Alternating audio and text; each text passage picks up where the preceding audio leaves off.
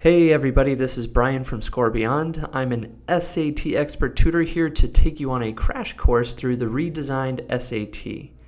If you haven't heard, the SAT changed in March of this year, 2016. No longer do you have the old SAT passages, sentence completions, and math questions. You actually have new sections in a totally restructured test. So I'm going to take you through the ins and outs of it. However, after this crash course, you can also find more information about the SAT and how ScoreBeyond can help you tackle the SAT at scorebeyond.com. And there's even more helpful, specific knowledge that we post on our wisdom.scorebeyond.com blog. So check that out as well. Okay, let's go. Before we get into the nitty-gritty of the redesigned SAT, or you might hear me say the new SAT, let's cover some important dates. March 5th was the first administration of the new SAT, so there have only been about 4 administrations of this new test.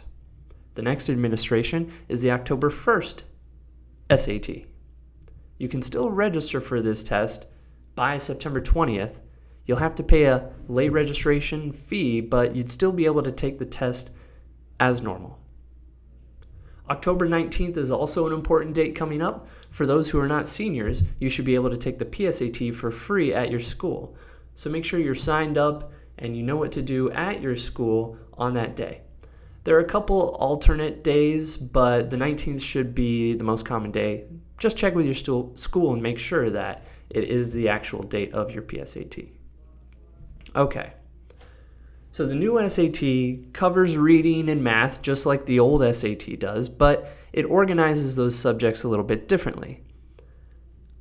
On one hand, it combines the reading and writing sections of the old SAT into one subject called evidence-based reading and writing.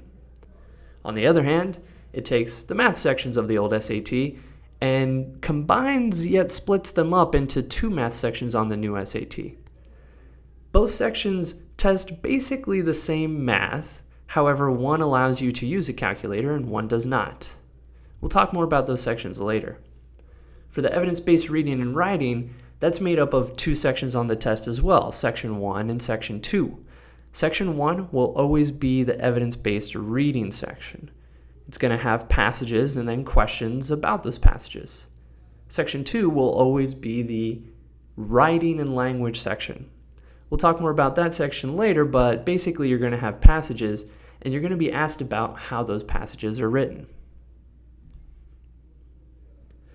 Before we get into the details of those subjects, something else you should know is the timing for the new test. The old test was about 4 hours when you factored in the breaks. It was a 3-hour, 45-minute test, but you usually got 3 5-minute breaks, so that came out to 4 hours. The new test has some flexibility when it comes to its timing. If you take the essay, it turns out to be 3 hours and 50 minutes. However, the essay is also optional. So if you don't take the essay, the testing time is just 3 hours. Now there's a break after Section 2, and it's about 10 to 15 minutes. It's kind of up to your proctor. So if you don't take the essay, you can expect to be in the testing room for about 3 hours and 15 minutes. If you do take the essay, you could expect to be in the room for about a little over 4 hours. So yeah, let's talk about this essay, which is now optional. So the old essay used to be 25 minutes, and you had 2 pages to write on a general question. The new essay is a little more in-depth, as you can see. There are 50 minutes for you to write this essay. Now, this essay isn't as simple or general as the old essay. With those 50 minutes, College Board wants you to go more in-depth and do more with your essay. They'll present you with someone's argument, usually pulled from an op-ed in some newspaper somewhere, and then you have to not only give your opinion on the issue at hand, but you mostly actually have to dissect how that person delivers the argument. If you don't address how that person delivers the argument, then your essay is not going to do too well. So One other thing you should know about this optional essay, you might think, oh, it's optional. I don't need to take it. Why should I take it at all? Some universities are still going to require you to do the essay, so check with the schools that you're trying to get into and see whether they require the essay or whether they don't. If they say it's optional, you should go ahead and sign up to do the essay part of the SAT as well. Even though they say it's optional, you want to get that competitive edge. You want to show them that you're willing to do the extra bit and that you can actually perform well when you do so. So sign up for the essay, prepare for it, make sure that you can actually perform well on the essay. If the school distinctly says, no, we do not require the essay, and if you take it, it's not going to help your advantages whatsoever, okay, don't sign up for the essay. And then you have a bit of a shorter test. One last thing you should know about the essay. The scoring is a bit different. You'll have 3 scores that you get for the essay, and they are their own scores. They're not combined with the writing section like on the old SAT. One score you'll get will reflect your ability to understand the author's argument. Another score that you'll get will reflect your ability to analyze the argument. A third score you'll get will reflect your ability to use rhetoric to communicate your own point. Basically, it's a category about your writing skill. In each of those categories, you'll get a score of 1 to 4 from 2 graders. So those scores combine for each category for a score of 2 to 8. So you could get a score of 2 to 8 for understanding the argument. You could get a score of 2 to 8 for your ability to analyze the argument and how the author makes it. And you can get a score of 2 to 8 for how you express yourself in the essay. So let's get on to the general scoring for the SAT. It is now out of 1,600, not 2,400 like the old SAT. Because the reading and the writing are combined into one section, you can get a score of 800 out of that section. Also, in the math, even though there are 2 sections, those sections are combined to give you a score out of 800 as well. As I said, the essay scoring is a little bit separate. You get a score of 2 to 8 for 3 different categories, and there's no guessing penalty anymore on the SAT. So if you guess incorrectly on a question or if you just miss it, you'll no longer be penalized, so your score won't be hurt.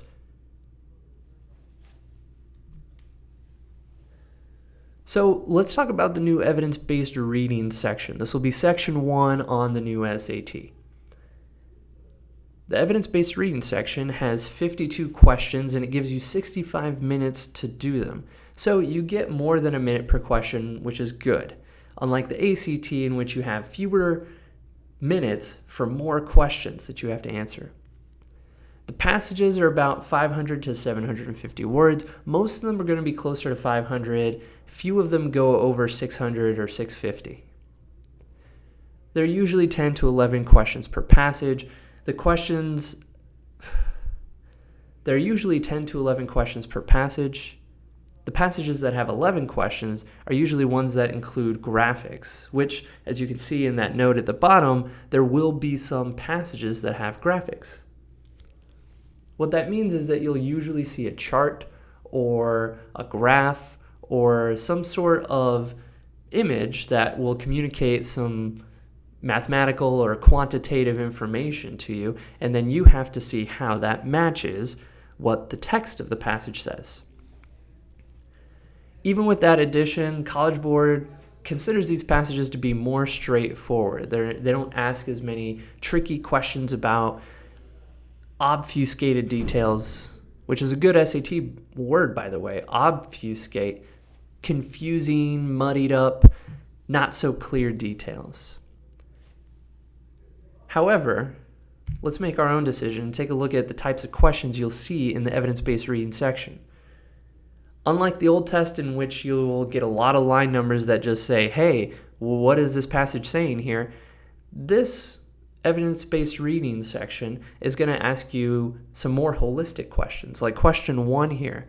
Over the course of the passage, the narrator's attitude shifts from. So whereas on the old SAT where you might just have to know what the narrator's attitude is or what the general idea of the passage is, here you have to actually notice a shift in the passage. This question basically requires you to pay attention through the whole passage and not just look for little bits of information. So these questions require more context and require more attention, again, throughout the whole passage. If you look at question 2 there, you'll see a lot of these types of questions in the reading section. Notice how the answer choices refer to different pieces of the passage. They always go in chronological order, these answer choices. So you can find your spot a little bit better when you go back to the passage looking for which choice provides the best evidence for the answer to the previous question. Sometimes if you answered the previous question, in this case question 1, with a lot of certainty, then you know roughly where the right answer or the evidence for the right answer should be in the passage. So if you go to question 2 here, and lines 56 through 57 were the very end of the passage, you don't have to go back and reread that point. So there's a little tip for this section. Sometimes you can eliminate answers in questions like number 2 here because those line numbers are way too far away from where you found information to back up the previous answer. Now you'll also see some classic questions on the new SAT for the evidence-based reading section. You'll see questions that are basically asking you to define something and then come up with the right answer choice that fits that definition. On the old test, you basically just had to define a word. On the new test, as you can see in question 9, take the slightest interest in most nearly means. You'll have to actually define phrases and use the context around them a little more heavily. However, question 10, you'll still be asked to define individual words based on, again, the context of the passage. So here's an example of an infographic that you would see on the new SAT for the evidence-based reading section. Take a look at question 51. The passage and the figure are in agreement that the onset of the Little Ice Age began. In order to answer this correctly, you can't just go back to the infographic and see, oh, the Little Ice Age began, it seems, around 1700 CE. You'd actually have to go back to the passage and see what the passage said about the Little Ice Age. You'd have to get confirmation from both sources. Take a look at question 52. What statement is best supported by the data presented in the figure? These questions are nice and simple. You just go straight back to the figure, get the information that you need, and then go to the answer choices, answer, and hopefully get it right. So you can get some cheap points by ferreting out the questions that only refer to the infographic and not both the passage and the figure. If you're strapped for time at the end and you're on a passage that uses an infographic, that's a strategy I would use. Okay, let's talk about the new writing and language section on the SAT. This is basically like the old writing section, but with a completely different structure. You'll have 44 questions in 35 minutes, so less than a minute per question, which means that you got to be quick, or at least quicker than the reading section. You have to identify errors cleanly and swiftly, and then look for fixes in an efficient manner. The new writing and language section will have passages, so no longer will you have those identifying sentence error questions. You may have seen them on old PSATs or old SATs if you look them up. No longer will you have an individual sentence that says, hey, what's wrong with this sentence? And then you go to the answers and try to fix whatever was wrong. Here you'll have whole passages that require you to use them, so using the context around parts of the passage to figure out why that part of the passage is either wrong or could be written better. So this is more concept-oriented. It's more about the expression of ideas and their fit within a larger whole passage, again, using more context. So here's an example. Question 44. To make this paragraph most logical, sentence 5 should be... So this question's asking, okay, where would you put sentence 5 in this passage here? You'd have to first read sentence 5 and then see whether it should be placed before sentence 1, after sentence 3, and so on and so forth. Sentences are usually numbered, but there are also some shaded, highlighted parts that questions will refer to. And these are the types of questions that you might see for that. So 37 would be one of those shaded, highlighted parts of the passage. At this point, the writer is considering adding the following sentence. And then you have an example sentence. Should the writer make this addition here? This is very similar to an ACT English question, and the answer choices are very similar too as well. So you should go back to the passage and first of all see what's going on around that point of the passage, and then if you don't think that that sentence fits, you can automatically eliminate two answer choices, right? A and B, because they both start with yes. So these questions seem complicated, but if you just pick one thing to do at a time in them, you can simplify them and maximize your chances of getting it not only right, but right in the most efficient way. You'll also see questions like 38, which choice results in a sentence that best supports the point developed in this paragraph? So 38 would refer to one of those underlined or shaded parts, and it's not just asking for a replacement of what is underlined, a better way of writing something, but actually a better phrase that matches what's going on in the rest of the paragraph.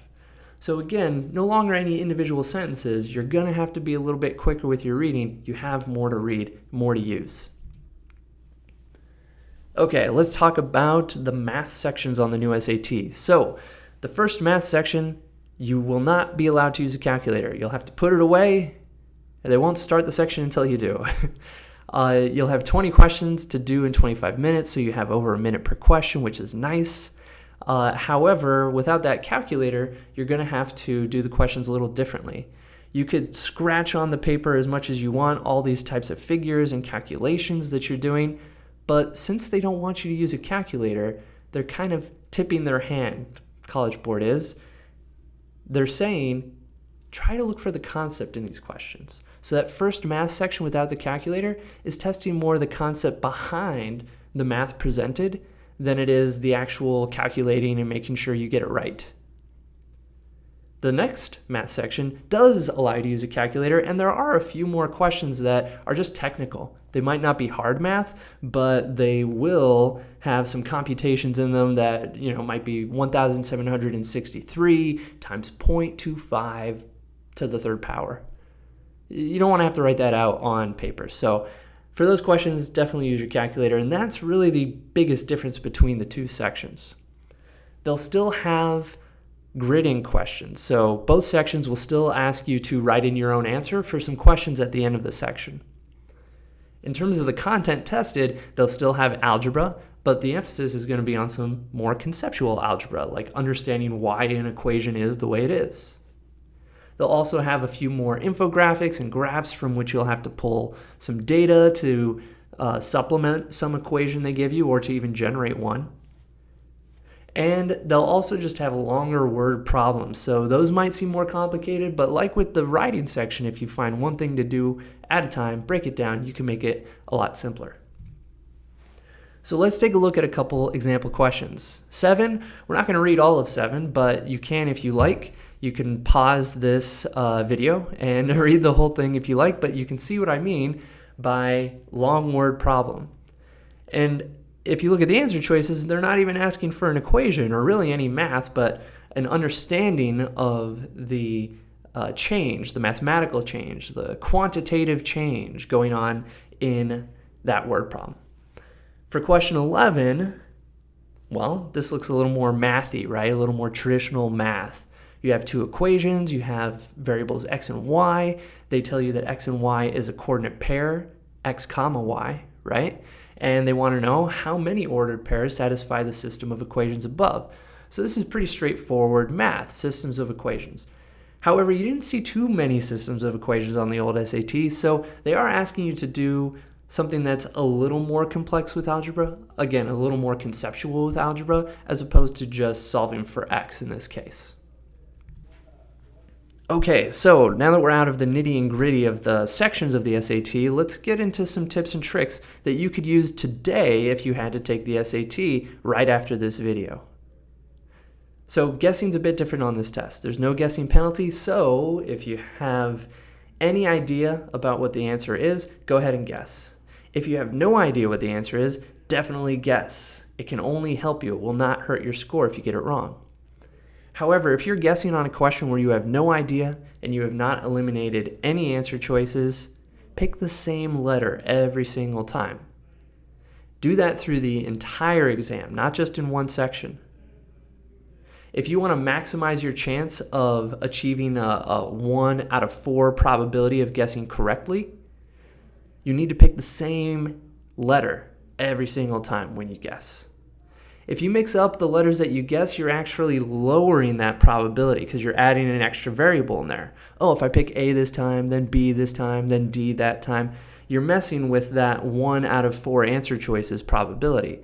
So just stick with one and you'll get as close to 1 out of 4 as possible. And that could mean an extra 3 or 4 points, not just in the whole test, but over a section. And that could significantly increase your scaled score at the end of the day. Pacing. So if you were to take the test today after watching this video, here's what you should do in the reading and writing sections. You want to at least see every question. You want to have a chance on every single question. Because there's no real order of difficulty. Just like the old SAT, the reading and writing sections are kind of mixed up when it comes to difficulty. Easy questions aren't at the front and hard questions aren't at the back, at least not all the time. So there might be some easy or medium questions toward the end of that section. Like the evidence-based reading section might have a passage at the end with an infographic, and it might have 4 questions all referring to just information in that graphic. So if you can read that graphic well, then you could get 4 cheap, easy points. So you don't want to run out of time and not see those questions. This basically means that you shouldn't get bogged down in the reading section. Same for the writing. There might be some easy questions in the last writing passage. So don't get bogged down. Don't waste all your time in one passage to have to speed through all the others and end up getting some easier medium questions wrong and then not getting those points. The math is a little bit different. The difficulty isn't as straightforward as saying it goes easy, medium, hard every single time, but it generally does. On the new SAT, we've seen that layout is something College Board is trying to emulate from the old SAT. Now, you might think that an easy question is a little bit harder because it's a crazy word problem and you don't like word problems, but the math behind it isn't hard, so College Board thinks that's an easy question. The later questions usually are harder math, and more often than not, people are getting those wrong. Those are supposed to be missed by most people. So don't race through the easies and mediums at the beginning of a math section to get to the hards later, ones that you have a high probability of getting incorrect. The ones at the beginning, you have a higher probability of getting them right, just based on the percentage of people getting them right. So make sure that you don't race through those, take your time, be careful, get those easy points.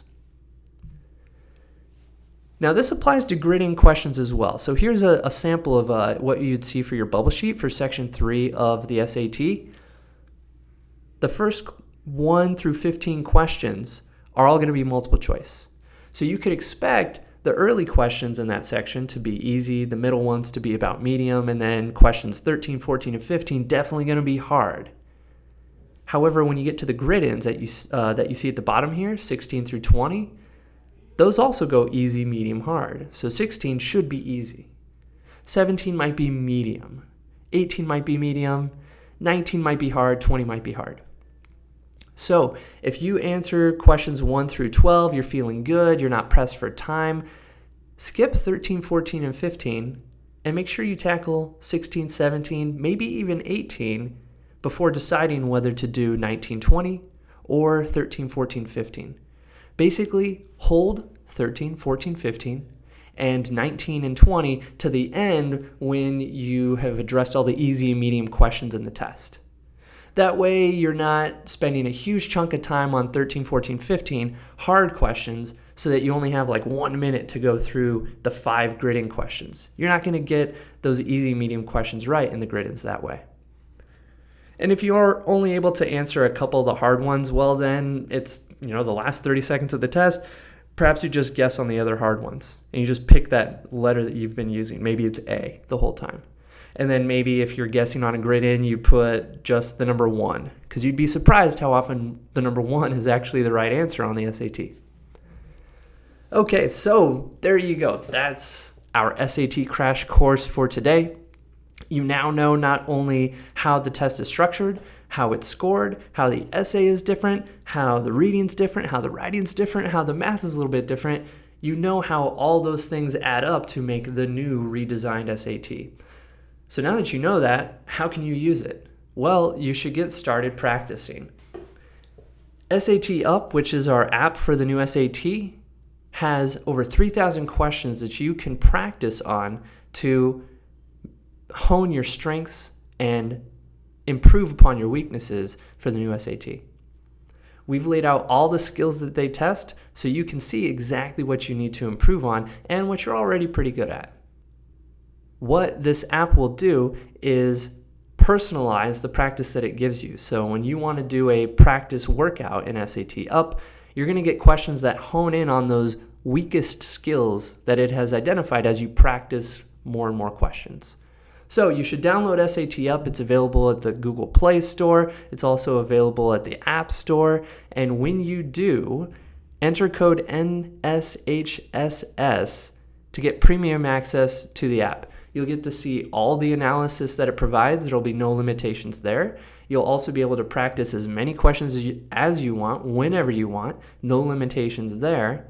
And you'll also get special discounts to our tutoring programs, which are matched with the app. So all the practice and work you do in the app, your tutor can see and use it to plan your tutoring lesson and make sure that from day one, from minute one, you're focusing on what's going to impact your score the most if you choose to do tutoring with Score Beyond.